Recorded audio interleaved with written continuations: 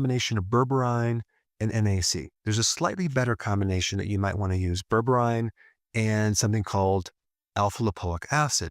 And so it can correct the damage from excess sugar on your nervous system. Now, this is just a little extra thing, but I wanted to just at least mention vitamin B1. When you consume excess carbohydrates as a cheat meal, you are going to deplete your vitamin B1 levels. What happens next is you start storing more of this sugar as fat, as well as causing you to have this nervous anxiety that a lot of people get after they eat sugar. If we're talking about a cheat meal or you go off track or you fall off the wagon with carbohydrates, don't forget about taking more B1. Number 4, this is something you already know, a post-meal walk. After you ate that carbohydrate meal, like let's say, for example, your friends and family forced you to eat it. Now you got to deal with this extra sugar. Go for a walk for about 25 to 30 minutes. You're not going to necessarily get into fat burning. You are going to basically burn off all this extra sugar that you just ate that you don't want converting into cholesterol or being stored as fat. Literally forces the glucose in your bloodstream to be burned. Number 5 involves both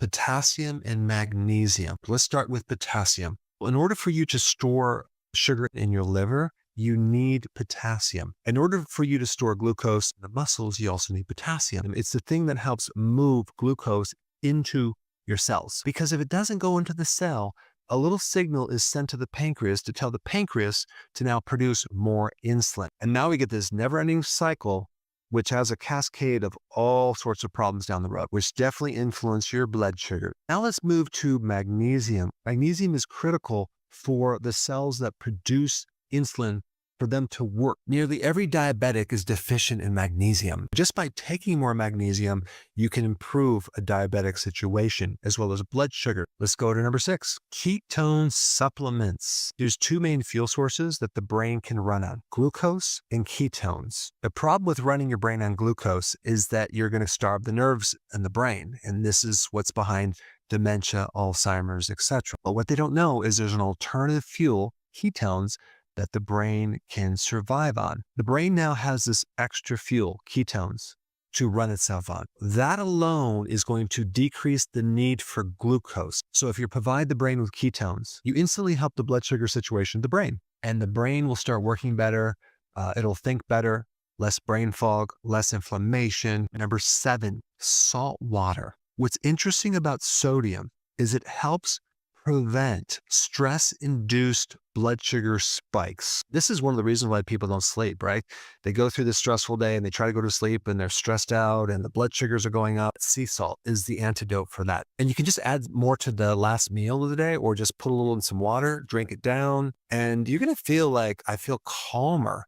You're going to sleep better. This is why a lot of stressed out people crave salty chips late at night. Okay, let's get to the most powerful way to help reduce your blood sugars really quick. Dry fasting. Now, wait a second. What's the difference between dry fasting and water fasting? Well, water fasting is when you're not eating anything, but you're drinking water.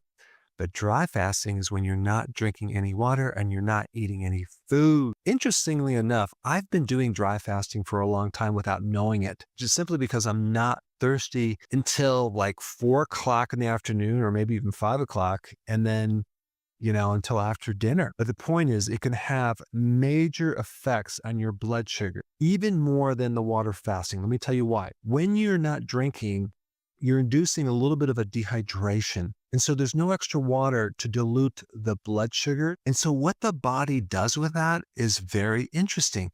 Your body will start to increase a certain hormone that does the opposite of insulin. So it's going